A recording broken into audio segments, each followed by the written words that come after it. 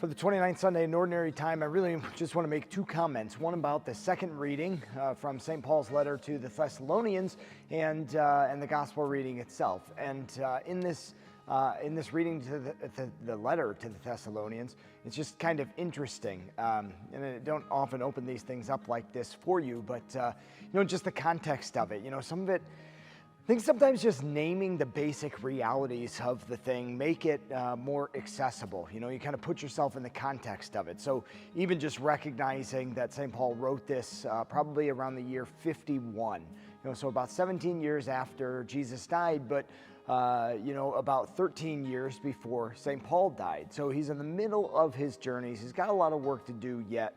And he's in this Greek city that was named after Alexander the Great's, I think it was a sister, half-sister or something like that. But he's reflecting on his visit that he already had to the Thessalonians and to Thessalonica, and kind of processing that and sharing with them the fruits of his time with them, and just a lot of encouragement to them, things that he's heard about them from other people, and just some exhortations going forward. So even in this first 5 verses that we hear from him, there's that kind of traditional Pauline greeting, but the thing that really stands out to me is he tells them, "We know that you've been chosen."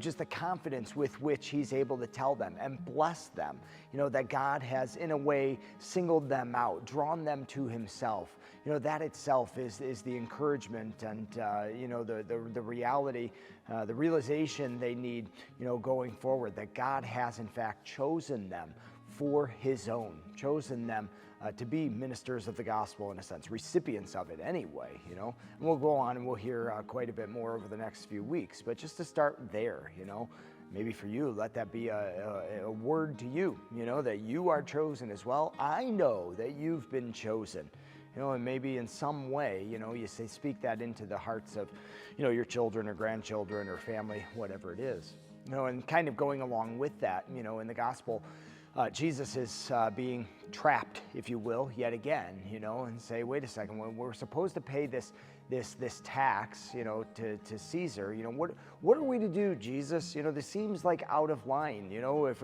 you're talking about this other kingdom, how does one, pay the tax to Caesar? And, he takes the coin and just observes, whose image is that? It's like, well, it's Caesar's image. Okay, well, give to Caesar what belongs to Caesar and to God what belongs to God. And like on the one hand, it's like, okay, well, there's a separation between the earthly reality and the heavenly one, but on an even deeper level, think about that theme of being chosen. That coin is imprinted with Caesar's image, so it goes back to Caesar. Well, whose image are we imprinted with?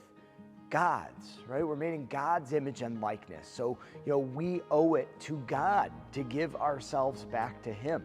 So, it's really, in the one sense, just a simple distinction between earthly and heavenly, and yet it's profound when you realize how much that just makes sense, and again, the affirmation of who you really are, whose you are, and how to live your life in a way that offers it back to God. So don't get caught up in the earthly things so much, but to recognize that you were made by and for another kingdom. So live your life as such.